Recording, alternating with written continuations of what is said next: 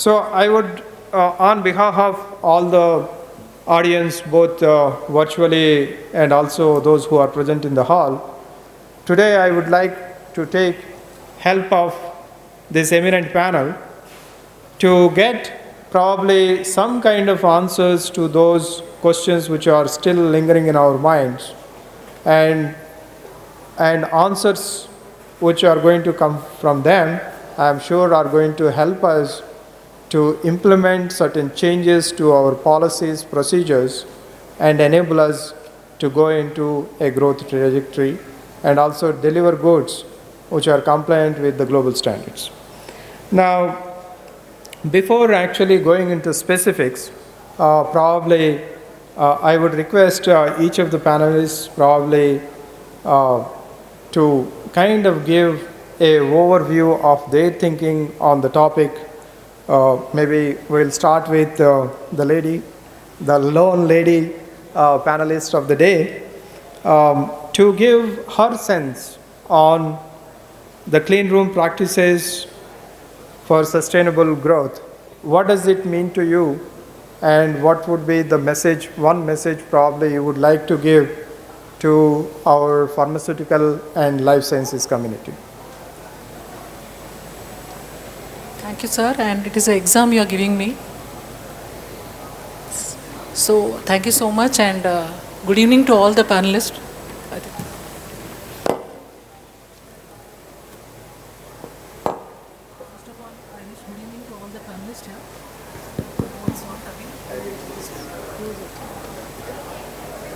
Hello? Yeah, I think it's working. It's a golden hand. So, good evening to all the panelists, and this question is very tricky actually. It is like an exam to me. I don't know whether we can do justice to this question, because it is a mindset. So you don't see the virus, you have to kill the virus. So how do you do that? It is really a mindset. And nobody is interested, as someone was in the presentation was saying that earlier I used to do air indoor and all that. No one used to bother about it. So it is a mindset change is required. So now if you see India, I don't want to name the states, they are really struggling with COVID-19. And also I would say that the economics plays a very important role in maintaining the cleanliness and maintaining the upkeep also. So we also have an economic limitation. We are not a very small population country where, so it is very important that each individual has to fight with it, fight with this contamination.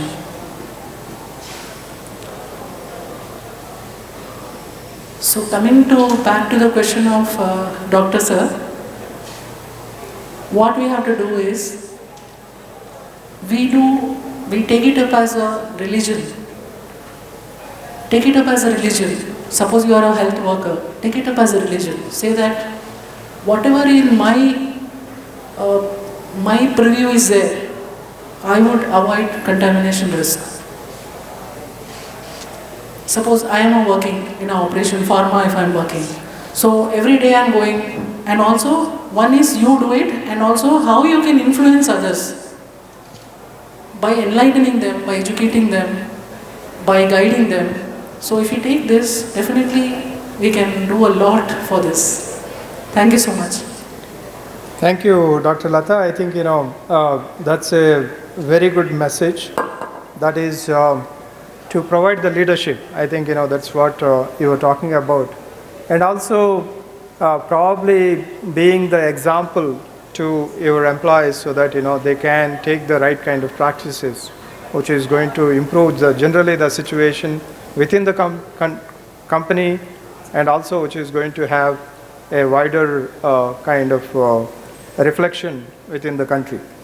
Dr. Rao Garu, maybe you could also reflect on the same question, that the clean room practices for sustainable growth.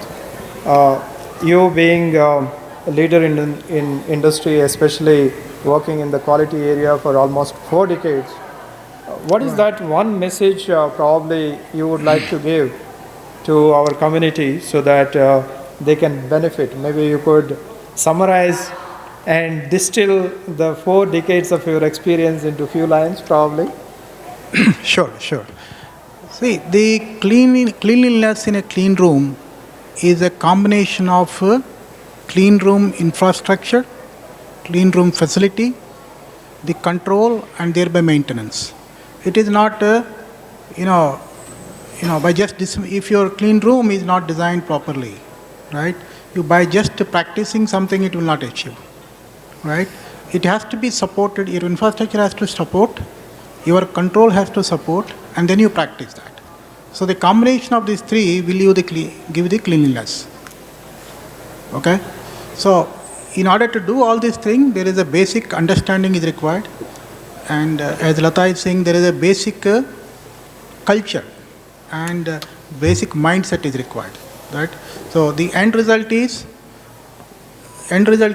we need to produce a product or maintain or live in a clean environment. In order to do that, all the three are required. You cannot by just personal, it cannot be done, or by just controlling. It has to be infrastructure, control, and maintenance. I think that's what my summary is. Thank you. Thank you, sir. I think that is the bird eyes view, probably, or the helicopter view. I think we will dwell into much more detail a little later. But thank you, sir. Thank you for that. And Dr. Bhanu, maybe you could also, because the same question I wanted actually to have the reflections from all five of you, which is posed as clean room practices for sustainable growth. That is the topic. Each of the panelists probably could reflect. You also could reflect on that. There are tougher questions going to come a little later. Probably before that, probably you could reflect very broadly on the topic itself. Yeah. Thank you very much. First of all, I'm so glad to be here as a panelist. Yeah, it's a very important question. There are many things to discuss on this, but I want to say only 2 lines. One is prevention is better than cure. See, we are talking much about the development of the systems. Okay, at the time of designing the facility, at the same time at the time of designing systems, the time of designing the practices. See, these 3 are very, very important. And each and every person who has thorough knowledge, in-house knowledge, or maybe we may hire some external agencies while we design all these systems. So every individual has to put his effort 100% when we are designing the systems. If we design a proper system, either facility supported by the utilities, same time the practices, whatever, either GMP practices, GC practices, or GLP practices, depending upon the activity. The same time, the other systems, quality management systems and all. If we design properly and if we maintain those systems properly, I think 99% we won't find any problem. At the same time, I think copying systems from the bigger companies is not a good practice. What I have observed, this is my personal opinion. So these 2 things I want to mention at this point of time. One is, of course, we have to have a properly designed facility with a properly designed systems and practices, which are very much essential for our activity, not for the other companies' activities. The people who are coming from bigger companies, most probably they are bringing the systems and practices, and they want to implement the same kind of systems and practices in the companies where they can't afford. That might be a gap, what I have observed, and I want to present in this session. Thank you, Dr. Bhanu. Prevention is better than cure. Probably it is adapted from the health into probably the industry. That's a very nice message. And I think, another takeaway from what you said is about building the systems, designing the systems. There's a design itself, which is going to enable the kind of practices. Shankaral, maybe you could also reflect on the same thing. Your views on that clean room practices for sustainable growth. What does it mean to you, and what is the message you would like to give? Thank you, sir. See, pharmaceutical companies and the core areas which are nothing but clean rooms, where the product open operations will happen. That is very critical in point of view that the product should be protected. At the same time, the employee or the clean room operator should be protected. The current practice as governed by the GMP guidelines, whether it is WHO guideline or US FDA or Indian FDA, they are very stringent controls. Not much more required for in point of view of pandemic situation, because the clean rooms themselves, they have HVAC systems wherein HEPA filter, which has 97.97 retention capacity, which will definitely retain the virus. So in that way, air quality is ensured, and also air changes and pressurization, pressure cascades. These are all which are already in place, built-in, clean rooms. So that will take care of the air quality. And then when it comes to clean room surfaces, like floors, walls, and then equipment surfaces, again, each pharmaceutical company for clean room cleaning, they have a disinfectant program. Where they use different kinds of disinfectants. If it is a sterile or B grade area or A grade area, they use sterile disinfectants. And also these disinfectants are already evaluated for broad spectrum bacteria and then virucidal effects and sporicidal effects. So all qualified and approved disinfectants are used to clean the surfaces. And when it comes to hand hygiene, as I already explained during my presentation, you put more hand sanitizer stations and then educate the employees and staff to do more frequent hand sanitization. And then you wear the cleaning garment. We all know that if it is a grade B or grade C or grade D, there is a relevant governing procedures are there. Suppose if in case of grade B and grade A operations, it is a coverall we have to use, wherein entire governing will cover your body and your eyelashes and then your mask and everything. So in that way, these are all designed to protect the product. The same measures, the same stringent controls also protect the employee or staff there. So these stringent controls which are governed by GMP will definitely control the virus situation, pandemic situation in clean rooms. That's what my opinion is. Thank you. Mr. Arvind Vasudeva, with your large experience being a pharmacist yourself and also working on both technical and also the commercial fronts, probably your view could really help actually us to get some pointers for the industry, which will enable them not only actually to come out of this particular pandemic, but also going ahead to build a robust system or the process in order to attain the sustainable growth. Your views, please. Sure. Yeah. Thank you, Dr. Ranga. And good evening, the physically present participant and the virtual, which we can't see right now. I think the broadly principles are similar that I think all 4 or 5 of us will talk about. One thing which is very important, which is the beginning of all the thing, is physical infrastructure or design, which I think all the speakers spoke about it, which is one time but need to be maintained regularly. Second is system processes, which also is more or less, I think, good with most companies. The last one, which uses these 2 areas, called people practices and documentation of those practices. Very often we are good at physical infrastructure and design, we are good at system processes, but where gaps come or deviation come is people practices and documentation of those practices. These are areas which I think we need to spend more time on. When we say practices, which comes to what I think one of the panelists said about mindset. If we get a 25 24, 25-year-old person into our company or a 30-year, 35-year-old company, we are looking at practices which have to compete with that person's 24, 35 years of previous practices. The training has to be as rigorous so as to undo those practices which may be non-compliant and create those practices which are compliant.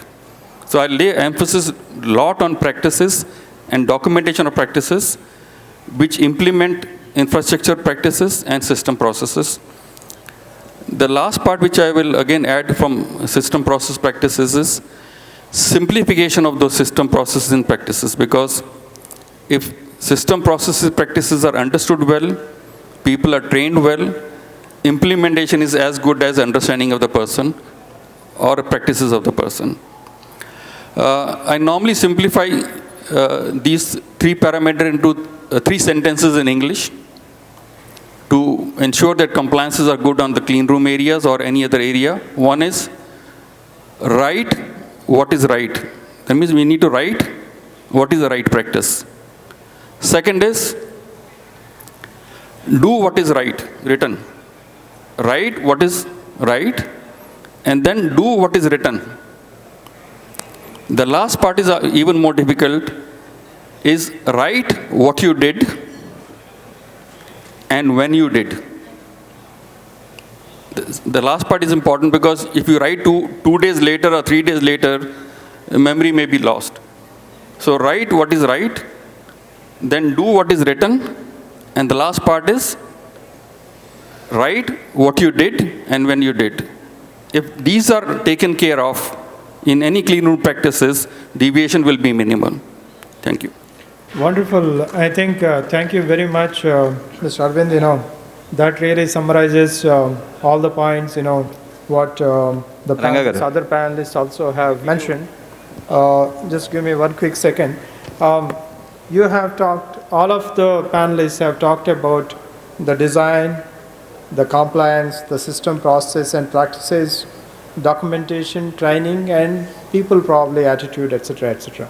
I think with that, we get a real overview. Now, maybe some specific questions in order to get a little more deeper sense, right? Because we got now a helicopter view.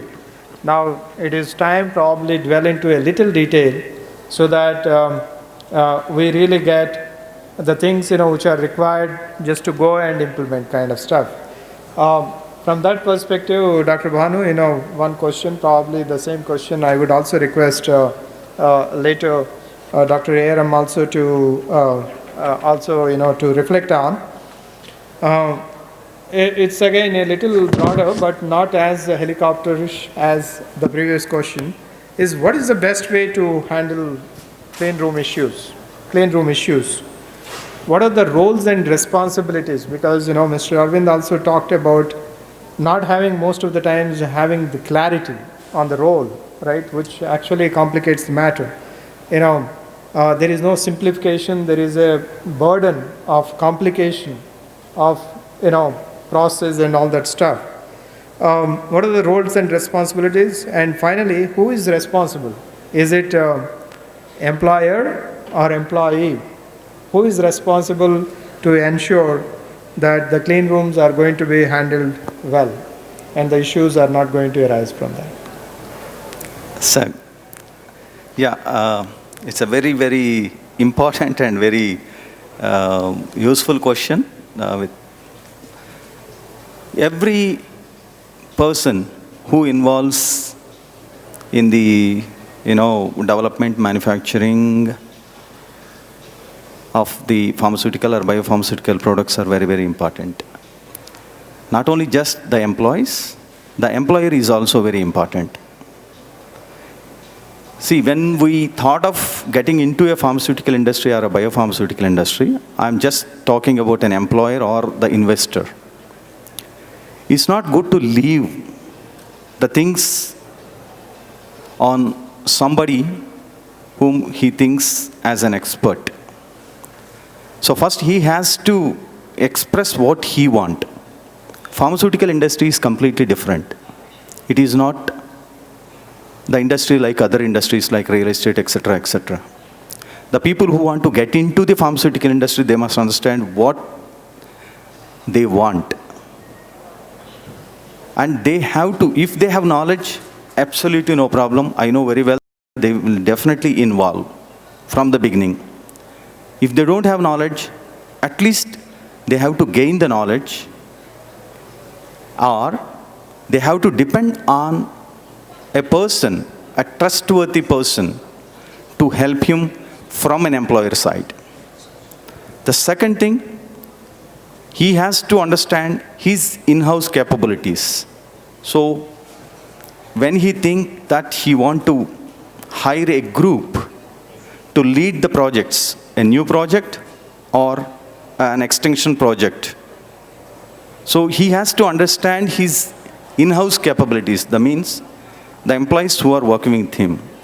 And second thing, when he want to hire a consultant, definitely I think he has to think about the consultant and which kind of consultant he is. I'm telling you, there are so many issues when we want to start a pharmaceutical industry. So first we have to understand whether we want to go for a dedicated facility or non-dedicated facility. If it is a dedicated facility, there are advantages and disadvantages. Same way, if it is non-dedicated, for that also we have advantages and disadvantages. That I think in the beginning itself, in the design stage of the project, everybody has to sit, has to do proper brainstorming, and has to come with a conclusion. Then I think whoever expert in those areas, I think they have to take each and every individual's opinion, and finally, all together, they have to sit and they have to conclude. I'm telling you, there are very good people involved who are working in the company. That means in-house people which were not recognized, whom were neglected. So I have seen in so many companies, because I am working as a consultant sometimes. So when I go, to discuss about a new project or a greenfield or an orangefield project, I know very well there are good people in their company, but they are not coming out to discuss about the matter. So I was very much impressed with Lataji's, presentation today, because morning session I was not there. But afternoon session I came, and hers is the second presentation. I was very much impressed. She is, being a microbiologist, if I am not wrong, madam, she is talking about engineering aspects, that too variable frequency drives in AHUs, building management systems, environment managing systems. And surprisingly, I don't know whether she know it or not, she discussed about the manufacturing pods. I don't know how many of you know about manufacturing pods, which is going to be a very new concept. The pod they will prepare outside, and they will bring it to the sheds like this, and they will erect here. They will give the all utility connections, and from after that, I think we have to do the qualifications, and we can run our products there. It was there in her presentation. I don't know whether she know the terminology or not. So there are many people like this. I don't know, maybe she might be involving in her new projects and all. I request all the employers or the investors to recognize the in-house capabilities first. And second thing, same time there are some other people who are bluffing the managements, that also they have to recognize. And as far as the consultants are concerned, I know very well there are many good consultants who are doing extremely good, and there are bad consultants who are escalating the prices because of their benefits and all. So what I am going to tell is the initial stage of the project initiation or whatever is very, very important. There, if you take care, I am very sure that I think we can get the best results. If we do some mistakes at the time of designings, it is very difficult for us in future. Suppose if somebody says that see, this facility I'm designing for a dedicated product. And tomorrow if somebody say that, no, not this product, I want the other products, and see, the conditions are different, the requirements are different. It is very difficult at the time to, do the modifications, that this and all. Now, and one more thing, we have to, while we are designing the systems or practices or the facility, we have to think about our product, not about the regulatory agency. That is the first thing. Every time, whenever we start something, immediately the people are talking about regulatory agency and their requirements. You have to comply the regulatory requirements. That is must. At the same time, to produce a quality product consistently, I think you have to think about your product. Then the regulatory agency. So, see, if there is any flaw in the designing, facility designing, yes, there are practices. The practices are only for that. Practice is a practice, it's not a law. There is a big difference between act and the practice. These are not acts. Drugs and Cosmetic Act is an act. But all the other practices, whatever, the regulatory agency giving to us, they are practices. Yeah, we can, they're not telling us to do only that. They're asking us, they're giving some limits, and they're asking us to follow those limits. Within the limit, within that limit, with the given regulation or regulatory guideline, I think if you are able to achieve, that's going to be good. So my opinion, each and every individual who is involving in the operations or in the testing or in the development or in the design of the facilities or utilities, etc., are very, very important. And each and every individual has his own role, and everybody has to play their role. Then only I think we can achieve the target of producing a quality product consistently. That is the most important point what we have to, understand. Thank you, Dr. Bhanu. I think you made a really, a lot of emphasis on the design again.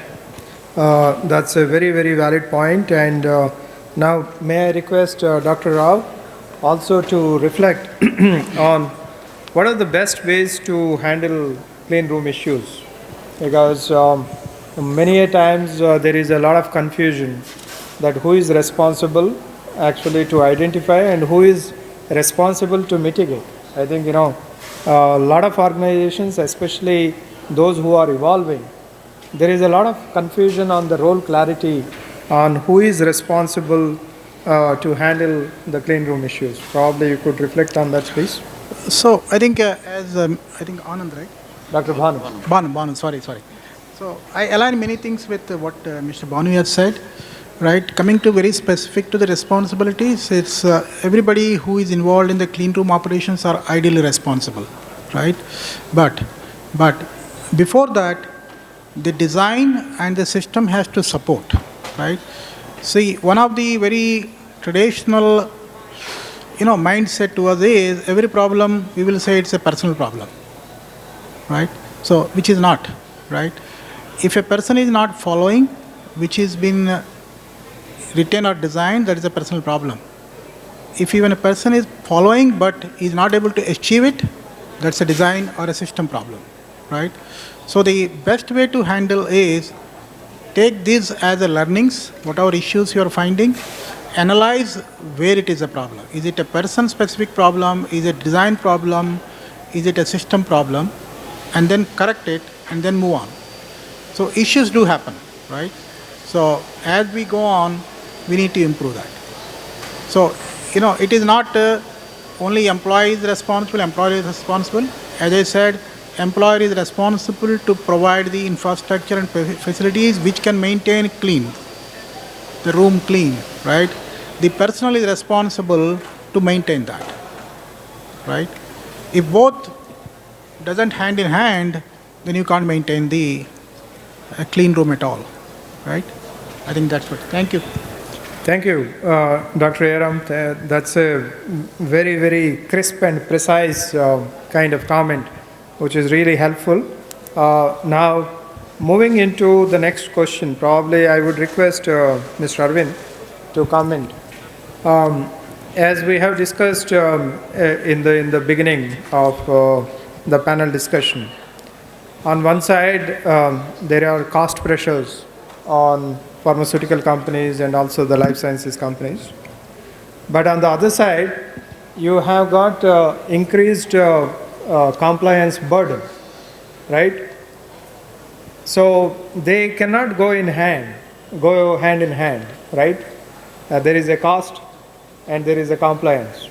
How to marry them so that that marriage is going to be a happy marriage? What is your view and what probably your advice on that? Yeah, I think we are coming to 6 dots and coming back to same area. I'll put the 6 dots together, which I think Dr. Rao and Bhanu also has talked about. The previous question was about promoter entrepreneur. I said leadership team, manager and executive. These are 3 levels which is responsible for the whole, you can say CGMP practice, which includes clean room practices also. Like Dr. Rao said, is infrastructure is dominantly linked to the entrepreneur, providing funds, time, and ensuring that a good infrastructure is designed and built up. The leader's role is, and also entrepreneur's character is risk-taking. Next level is, we talk about system processes. There's more leadership role in that area. Because the type of system processes, the compliable system processes can only be built by a good leader and a leadership team. And role of a leader is very importantly simplification. The third level of, you can say the human beings within the system are manager and executives, whose role is implementation, whose role is practice, and that's where very often the gaps come in. The promoter role is risk-taking, the leader's role is simplification, but what happens very often, executive and managers, a lot of you are sitting here, we tend to get into an area of creating complexities. And when you create complexities, executives are not able to manage and non-compliance happens. So, I will possibly put these 6 dots: infrastructure, system processes and practices, entrepreneur, leader, and manager. Now, these 6 dots need to interact in a right way, in an impactful way, and then only we will have a CGMP. To me, CGMP is not only a current good manufacturing practices. For me, it is compliable manufacturing practices. If your practices are not compliable, practices get compromised. So I'll again say simplification by leader and make compliable practices so that manager and executive can comply with these areas. These will be my 6 takes to integrate possibly what I think most of us have talked about, because all 6 dots have a role and all 6 dots cooperate and sometimes they also cross each other. As usual, I think the pearls of simplification always keep dropping from you. Maybe, if I can very quickly ask a follow-on question. Yeah, I think I didn't answer your cost and time and that part. Sorry. Yep. Now, I think a simplification mindset also will bring a design cost down of a manufacturing facility. Because if you holistically understand the whole thing, then you build up a facility design in a way that your cost comes down. Similarly, the time for any practice also comes down if it is simplified, if it is understood and simplified very well. But challenge comes, which I think Lata talked in the end, was the employee mindset. Okay. Now, the risk-taking of an entrepreneur, the simplification of a leader, the complexity creation at a manager level need to be managed in a way that practices need to run. Now, mindset, when I say, I think I did refer in my opening remark, is all of us come to a manufacturing facility with a mindset. Somebody brings 20 years, somebody brings 25 years, somebody brings 30 years. A very sound, rigorous training is the only way to counter and bring all this variable mindset into one mindset of quality. Training is the only way. Now, I think Dr. Rao also mentioned about 2 aspects. Now, does employee has a skill issue that he doesn't know how to do it, or does he have a will issue? So as manager leader, I think we need to make sure that anybody who has a will issue, you need to be very careful. Because when you are present, he or she will do it. When you are absent, the person will go back to normalcy. So have people with many skills, but don't manage will issues. If person has a mindset of deviation, whatever training you may give, the deviation will happen because he has a will issue.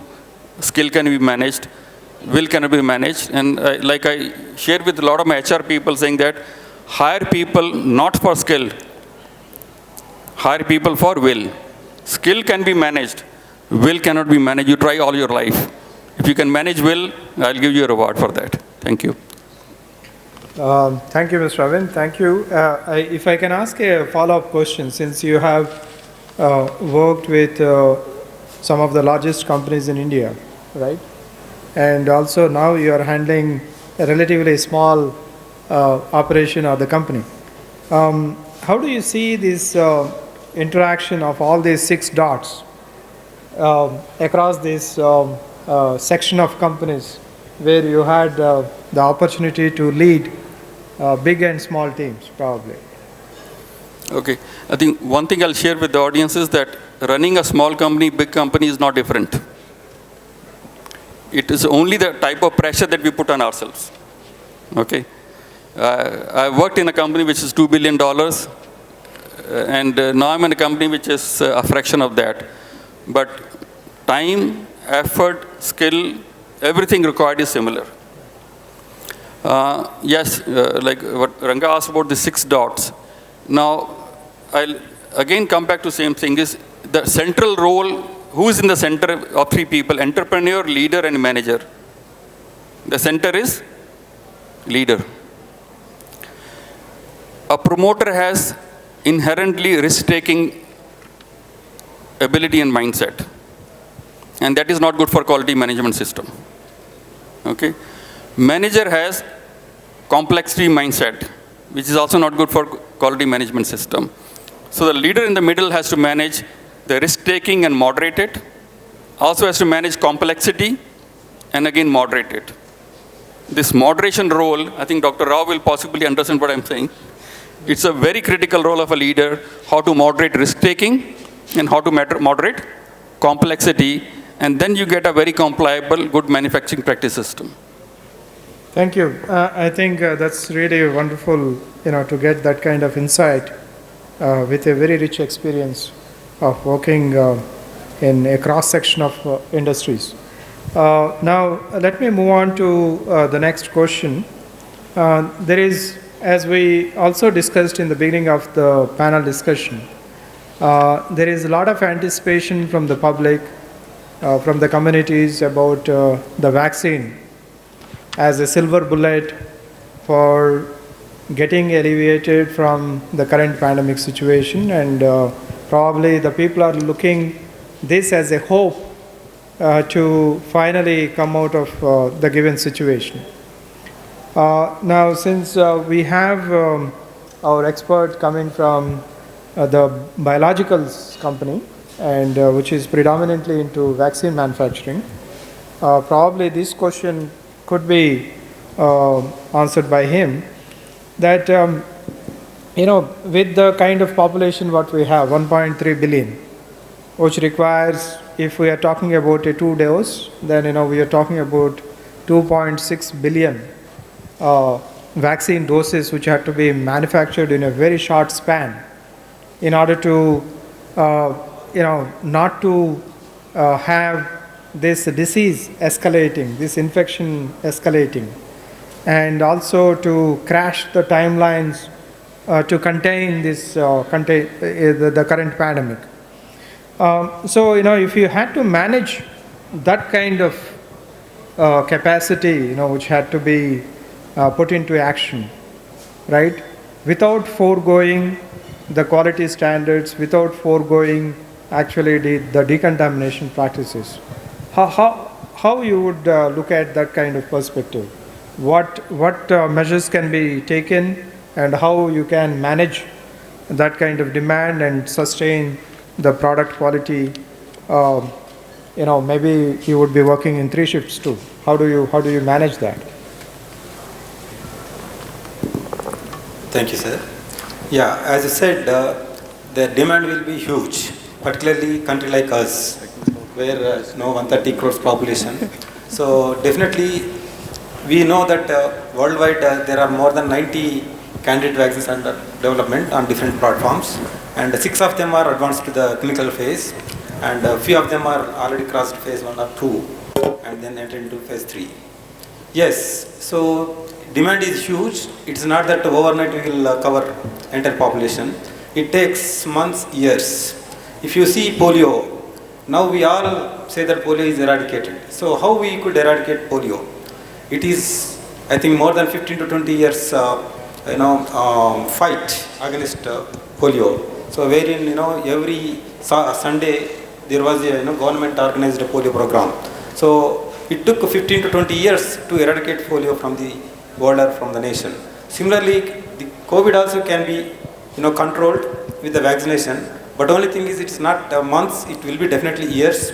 And India's capacity is enough to take care of Indian population because we have big vaccine manufacturers like Serum, Indian Immunologicals, and BE and Bharat, many others.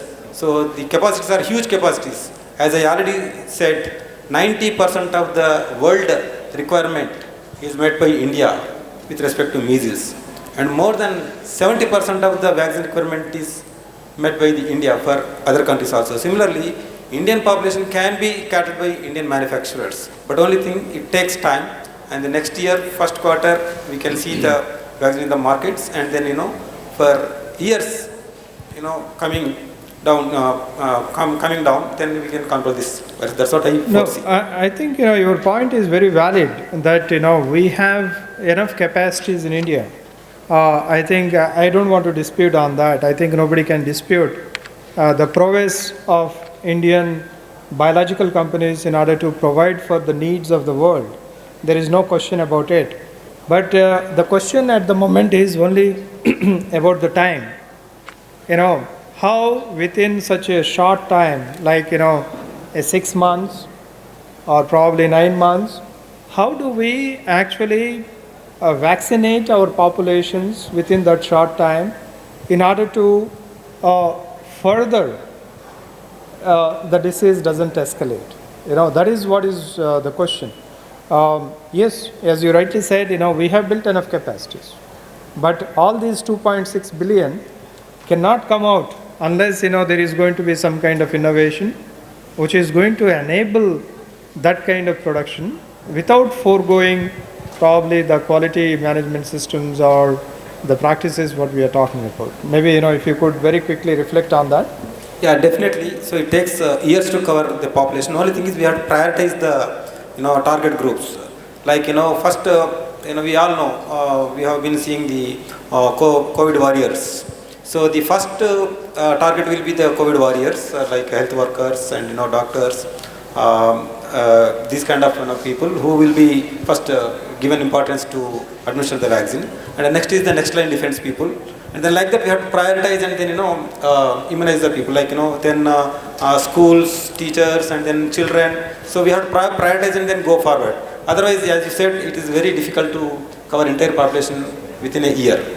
So do you think that if you had to go for continuous manufacturing like 3 shifts on a continuous basis, that is a background, sir. That is a background. We have to continually work on 3 shifts, including all these kind of capacities and 3-shift manufacturing only. We take years to cover the population.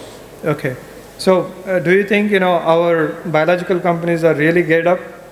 Because that is what actually most of the public is awaiting to listen from our biological companies, that while they are going to take this extra load and extra burden, they will be ensuring the quality of the produce which is going to come. Yeah, our past history of success and performance definitely gives confidence that we can meet this requirement. Laudable. Thank you so much. Now, Dr. Rao Garu, as you know that now the public is not only waiting for the vaccine, but if you look at the professional community, especially the healthcare worker community, they are also talking about the platforms. For example, the antiviral product platforms, so that even if there is going to be a delay or if there is going to be any efficacy or the safety issues with the vaccines, that there is an alternate be available.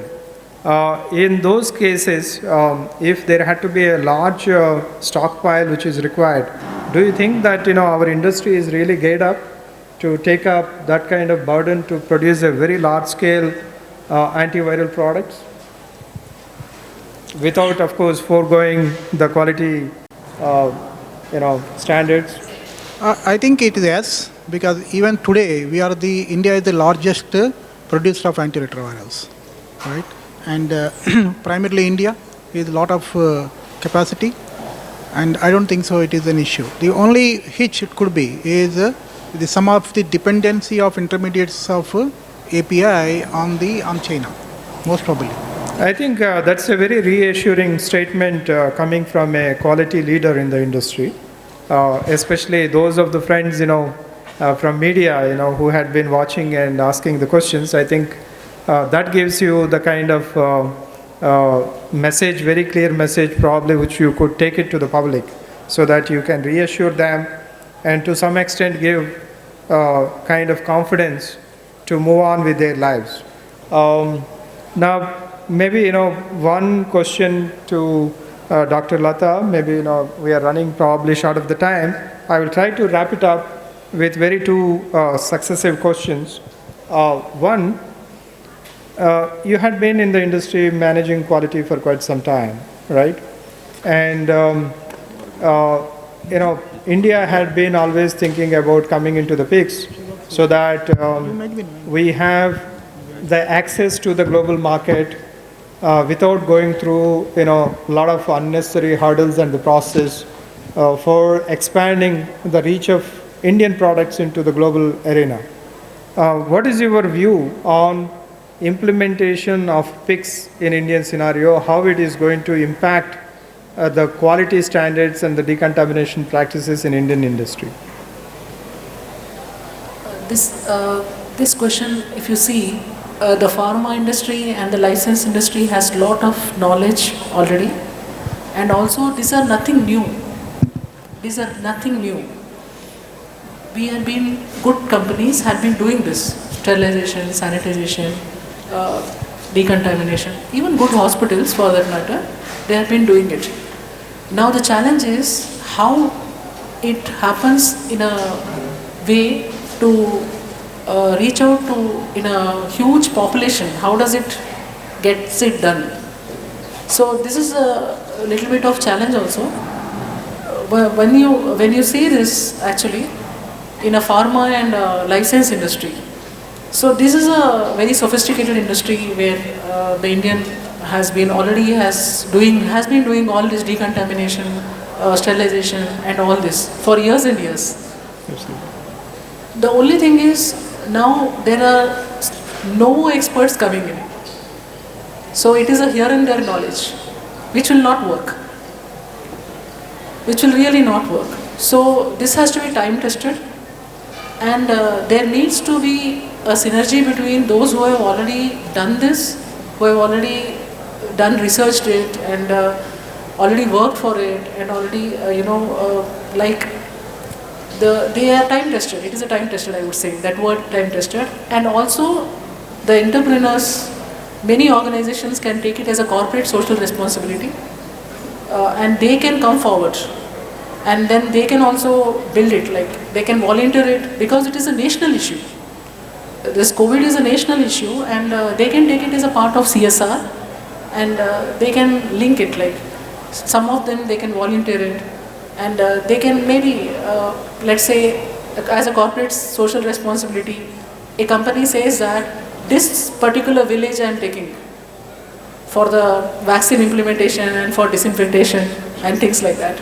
So if we imagine if all the big blue chip companies and take this, it is very simple for us. It is very simple for a company like India where everything is available. We have knowledge, we have entrepreneur skills, we have everything. Nothing can stop us from beating the COVID, and maybe we become set an example to the world also. Thank you, Dr. Lata. Dr. Rao Garu, actually, I wanted to ask this question to Dr. Uday Bhaskar. the Director General, the Pharmaceutical Export Council. Since you had been leader in the industry, knowing beyond even quality, probably you could be a better person to substitute him answering this question. Do you think that by joining PICS, India would really benefit? Yes, definitely yes. Even though we are following certain standards, by joining in the PICS, you get the upgrade our standards, and also you get a mutual recognition across the PICS countries. That's more important. Of course, there is a challenges. There will be definitely challenges because in India we have a lot of small scale industries and the big scale industries who can afford those standards, right? So I think if that challenge can be encountered, I think the Indian drug is continuously trying for that, right? I think it is, if you can able to achieve that and we can able to do, it's a lot of advantage for the actually manufacturers. Honestly, I had been hearing about actually India coming into PICS for almost a decade now.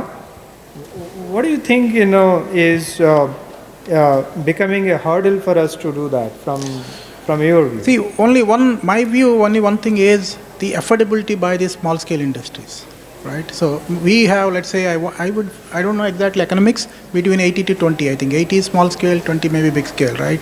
The minute you start implementing the PICS and you say I'm part of the PICS, so everybody has to be the same, right? So that's maybe you could actually complement from the business perspective, right? Because if you are going to think in this continuum of egg or chip, we will get an answer, right? There had to be some beginning somewhere. If we are going to think that it is very expensive, our industries cannot do and all that stuff, like Dr. Rao has very rightly mentioned, we will never be able to get into there.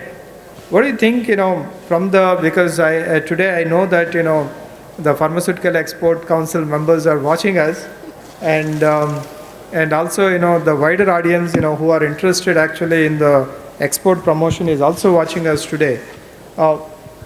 What are those measures you think are going to enable India not to find the reasons actually not to be there, but enable actually to be there? What are those enablers from your perspective? Yeah, I think the issue is again coming back to complexity. We are not managing a country called India, we are managing a subcontinent. It's difficult to define whether India is a first world, second world, third world country. We have everything together. We have first world pockets, we have second world pockets, and we have very large third world pockets. We try to harmonize Schedule M, but I think the practice on the ground is not uniform. Unless we build up infrastructure of maybe drug inspectors, very meticulous, regular inspection, auditing a facility, unless we get a single Schedule M compliance across the manufacturing facilities, is going to be difficult because we are managing first world and third world together. Thank you. I think that really explains the situation. I think those of drug control authorities, who are also, I know that logged into today's session, probably could kindly make this as one of the checklist points to enable India moving into the PICS. Maybe before wrapping, one final question probably to Mr. Shankar. Between clean room architecture, air filtration, and control of personnel, which is the major reason for clean room deviations from your perspectives? Sir, hello. Sir, easy to answer the question. It is a personal discipline. See, most of the contaminations are linked to the personal behavior. Because you are already built the clean room and then made the systems in place. So the contamination is because of the discipline of the people working there. So most of the investigations, it came out the fault of the practice by the staff operating there. Thank you very much. I think that's very crisp. Ranga, I'll just add up. I think within the practice, we must add up a very strong implemented preventive maintenance. which is also part of practice, because very often I think I heard the presentation on indoor air quality, the cleaning of the maintenance of your air compressor, the cleaning of the ducts, the timely changing of air filters. Those are very, very important area to be managed. It can't be left to engineering department alone. The manufacturing must insist that your time cycle for cleaning and changeover is over, and it can't be left to quality and engineering. Manufacturing must insist on that. So preventive maintenance, because we are a country which manages crisis. We are not a country which prevents crisis. So by nature, we are not preventive maintenance mindset people. So I think as a practice, preventive maintenance need to be inculcated and very strongly practiced. Maybe Dr. Rao can add, because he's currently practicing. Thank you very much, Mr. Arvind. I think it's a little beyond the schedule by, I think, a couple of minutes. Thank you very much, panelists. If you have a closing remark, probably you could make, then, probably then we can wrap up the session. So, thank you for organizing this kind of sessions, which are really important and so informative for the public. See, the question about the capacity of the vaccine and then cutting to the public, particularly in India. If the vaccine requirement is not met by the Indian manufacturers for Indian population, no other country can meet the requirements of India. So it's the Indian companies which have to cater the Indian population. Our capacities are really sufficient to cater Indian population because of our past performance, where I said 90% of the global requirement we are meeting. So the same 90%, if you make it in India, definitely we will cater to our population. Otherwise, no other country can help us. I can see the pride of the biological companies through your kind of assertive statements. Thank you for that. Dr. Bhanu, you wanted to have... Yeah. I want to add a point here. I am not a person or an expert in biopharmaceuticals. I am expert in pharmaceuticals. Of course, not that big, reasonably knowledgeable guy. But I'm not against biopharmaceutical companies. See, the quantity or the load versus the quality. See, sir already told that we have big giants, and of course we can produce the quantity sufficient for our country. Anyhow, first thing, we have to think much about the world, not only about the country. If we stop here, of course the people who are coming from other countries again will come and they will contaminate. We don't know much about the vaccine and its longevity and all. We have to wait and see. The second thing about the quantities. Already these biopharmaceutical companies are working. They are manufacturing many other vaccines. They are already loaded. They may go for 1 or 2 line extensions. It's not possible for these companies to dedicate the complete facility for this kind of vaccine, because there are other vaccines which are very much essential, and we have to supply those vaccines also. With my knowledge, what I am thinking is a cooperation between the companies is very much essential. Maybe all these companies, they might come or they might not come with their own product. But once after getting one product out, I think most of these companies, 90% of biopharmaceutical companies has to request for the technology, or the innovator has to give the technology to these companies, and these companies throughout the world has to produce the required quantity for the world. With my minimum knowledge, this might be the best solution.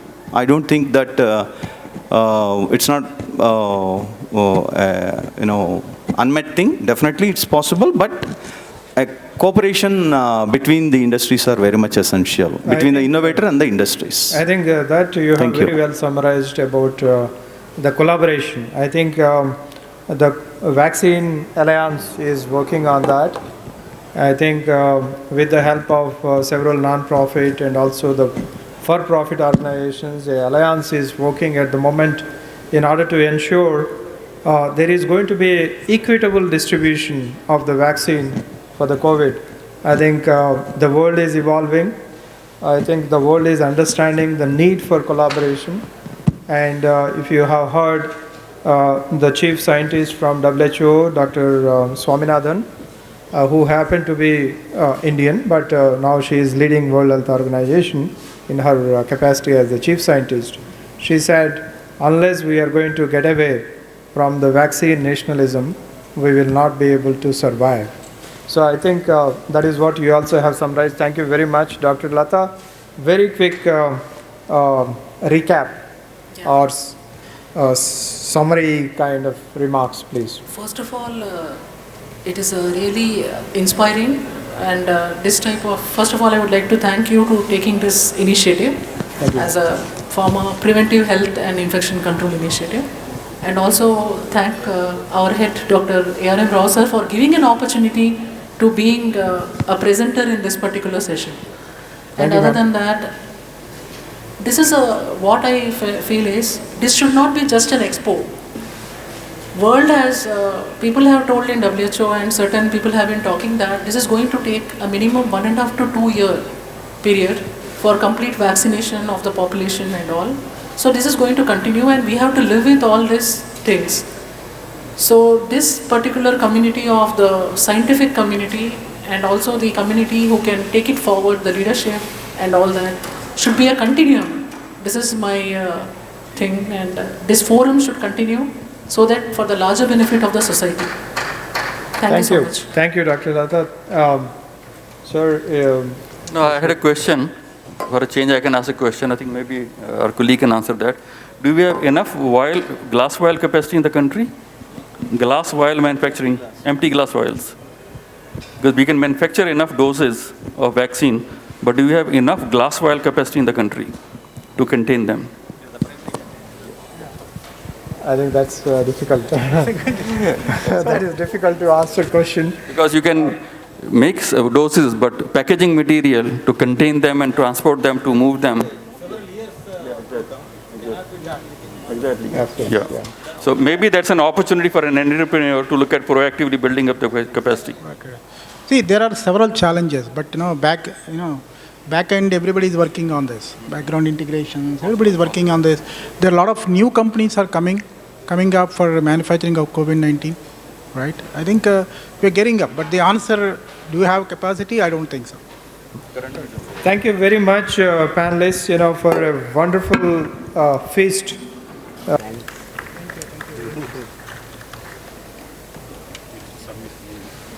Similar, huh?